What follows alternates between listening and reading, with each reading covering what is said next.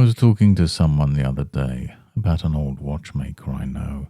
It's fascinating, isn't it, how a watchmaker knows every tiny gear, each spring, and every delicate movement.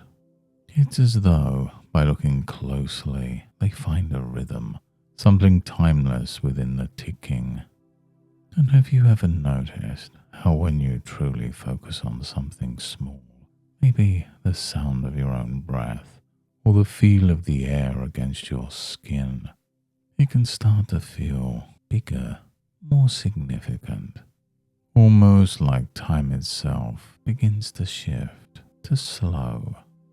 And it's strange, isn't it, how easily the mind can wander, like following the trail of a stream as it winds through the woods, curving, meandering, and without even realizing it, you're somewhere else entirely. And I wonder if you can already feel that sensation, where everything around you softens, as though the world pauses just for you to notice the space between moments. And this watchmaker had a gift. They'd sit quietly with their tools, watching the smallest details fall into place. And as they worked, everything else, every noise, every distraction, just faded away. It was as though their mind became part of the watch itself, ticking softly, peacefully. And isn't it curious how the more we allow ourselves to focus on something so small, so intricate, the more everything else just seems to fade into the background. And as you listen now to the sound of your own breath or the space between my words, perhaps you're beginning to notice that same gentle quiet, that same timeless rhythm unfolding deep within you. The watchmaker had a peculiar apprentice, one who was always in a rush, always fumbling with gears. It was as though the apprentice thought if they moved faster, they'd succeed more quickly. And I'm sure you can imagine what happened, can't you?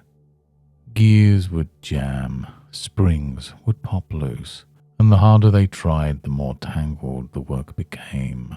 The apprentice couldn't see the truth. The very effort to rush was keeping them from success. One day, as the apprentice struggled, the watchmaker gently placed a hand on their shoulder and said, "Stop, just for a moment. Look at the work in front of you. The more you fight it, the more it resists. And if you listen, really listen to the rhythm, the gears will guide you." And isn't it true that sometimes in life we can be like that apprentice? Perhaps there are moments when we push too hard, when we overthink or overcompensate, and the gears of our own mind seem to jam. But what happens when you stop, just for a moment, and listen? When you allow yourself to step back and trust that the rhythm of your life knows exactly how to flow forwards. And I wonder if you can imagine that now.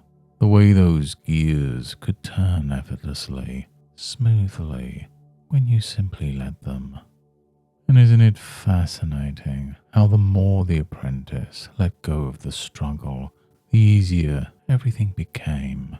How they learned to trust the process, to let the rhythm guide them, and the watch finally came together perfectly. And perhaps there's a part of you right now beginning to see how the same truth applies to your own life. And isn't it comforting to know that you've always had that rhythm, that guidance within you? And as the apprentice stepped back to admire their work, something shifted within them. It wasn't just the watch that had changed, it was something deeper. They realized that they didn't have to fight against the process. They could simply step into it with trust and let it unfold. And I wonder if in the coming days you might notice that same change in yourself. Perhaps you'll find it easier to pause, to breathe, to allow things to align naturally. And maybe, just maybe, those old patterns of resistance will seem like a distant memory. And now, as you return to this moment, feeling refreshed, clear, and calm, you can carry with you that same timeless rhythm, ready to guide you effortlessly forwards. Thank you for joining me and the Watchmaker today. And until next time, goodbye and good mental health.